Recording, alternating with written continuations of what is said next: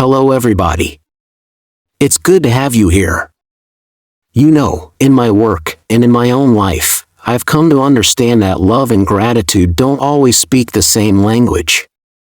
Sometimes, the most profound appreciation isn't declared from the rooftops, it's whispered in the quiet moments, shown in the subtle, almost secret ways that someone lets you know you matter.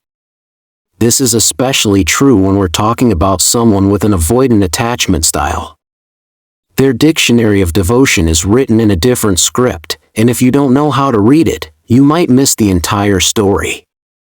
You might be left wondering, in the silence, if you're seen, if you're valued, if your presence in their life even registers. And I want to tell you right now, it does. The love is there. The gratitude is real. It's just being communicated on a frequency you might not have tuned into yet. So today, let's turn the dial together. Let's listen for the quiet, beautiful music of an avoidant heart that is, without a doubt, grateful for you. The first and perhaps most profound sign is so simple, so fundamental, that we often overlook it entirely. It's their continued presence in your life. Just the fact that they are there, that they have chosen to share their space, their time, their solitude with you, is the loudest thank you they can offer. For someone who deeply values autonomy and finds safety in independence, inviting another person into their inner world is an act of immense courage and trust. It is the ultimate compliment. Every time they answer your text, every time they show up for a date, every time they allow themselves to be vulnerable enough to simply be with you, they are saying, you are worth the risk. The comfort of my solitude is great, but the comfort of your presence is greater. This isn't a small thing. This is the foundation. This is the quiet, constant hum of their gratitude. They have built walls not to keep everyone out, but to see who cares enough to gently find the door. And you, by the very fact that you are in a relationship with them, have found it. Never underestimate the power of that. And then, sometimes, the words do come. They might be soft, they might be infrequent, and they might even be framed in a way that sounds like guilt, but if you listen closely, you'll hear the gratitude shining through. They might say, I know I can be difficult, or I'm not always the easiest person to be with, and I appreciate that you stick around. It can sound like an apology, but at its core, it's a profound acknowledgement. It's their way of saying, I see you. I see the effort you are putting in. I see the patience you are extending, and I want you to know that it doesn't go unnoticed. It's their version of a standing ovation. They are acknowledging the emotional labor you are investing, and they are honoring it. This acknowledgement might also come after a disagreement, when the air is still thin and tender.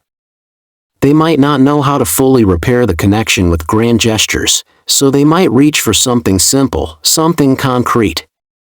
Thank you for making dinner, or I noticed you took the trash out.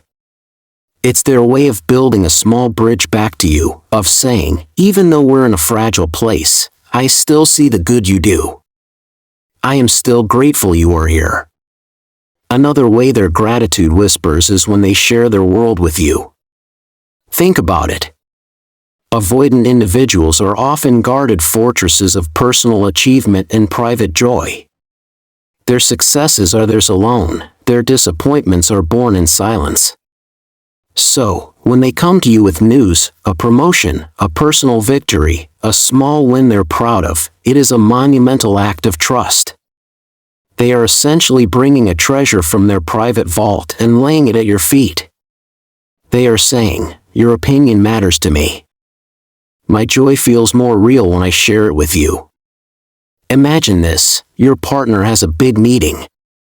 They've been nervous about it, but they let you see that vulnerability. They share their hope, their anxiety. And then, the moment it turns out well, you are the first person they text. You are the one they call. In that moment, they are not just sharing news, they are sharing a part of their soul. They are grateful for the safe harbor you provide, a place where their triumphs can be celebrated without judgment and their fears can be acknowledged without shame. This is gratitude in motion, the gratitude for a sanctuary they've found in you. This gratitude also manifests in how they listen to you. I mean, truly listen. Not just waiting for their turn to talk, but with a deep, attentive presence that makes you feel truly heard. When you speak about your day, your worries, your friend who is struggling, and then days later they ask, "How is your friend doing with her job search?" That is a sacred offering. It's proof that your words landed in their heart, not just their ears. For someone who can be so internally focused, this outward focus on the details of your life is a clear signal that they value what you bring to their world. They are grateful for the color you add to their sometimes monochrome landscape. Your stories, your connections, your perspective, it all expands their universe. They live a life of quiet introspection, and you are the window to a world of rich human connection they often observe from a distance. By listening so intently, they are drinking it in. They are saying, "Thank you for making my world bigger, warmer, and more connected." And because they are so grateful for your presence, they become your biggest, quietest cheerleader. They will support your dreams and champion your goals, not out of obligation, but from a genuine desire to see you flourish. They understand, on some level, that for you to be happy in the relationship, you need to be happy in your own life. They don't want to clip your wings, they want to see you fly, because your joy becomes a part of the ecosystem of the relationship. They might not make a big, loud fuss about it, but you'll see it in their actions. They'll adjust their schedule to help you study for an exam.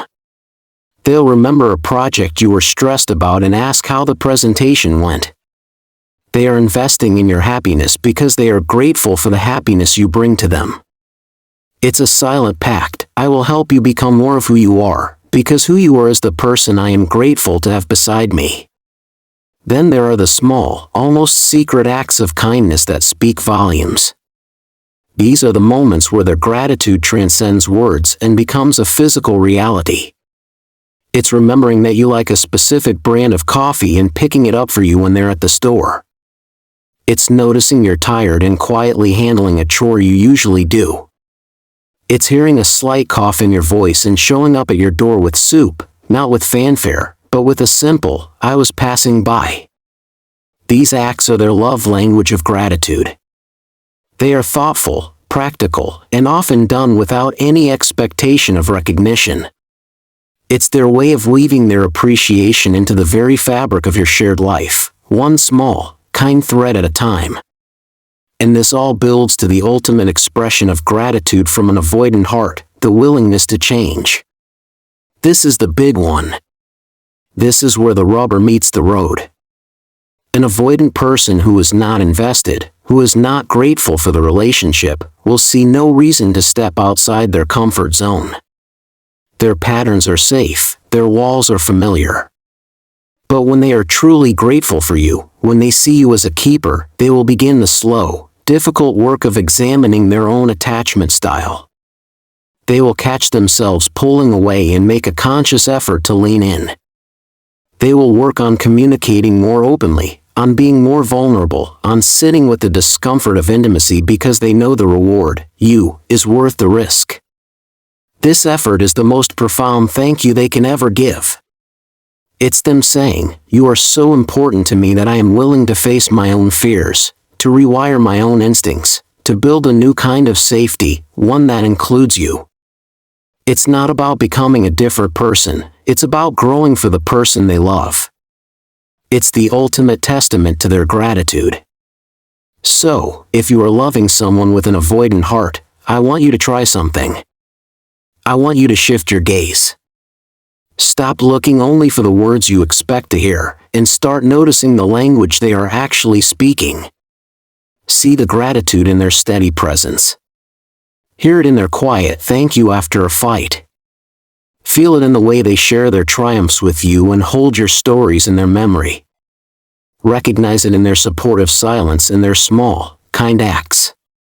And most of all, honor it in their courageous, stumbling efforts to become a better partner for you. Their gratitude isn't a secret they are keeping from you. It's a quiet, constant truth they are showing you in 1,000 different ways. Your job is not to demand a translation, but to learn to read the beautiful, subtle language of their heart. And when you do, you'll see that all this time, you have been deeply, profoundly appreciated.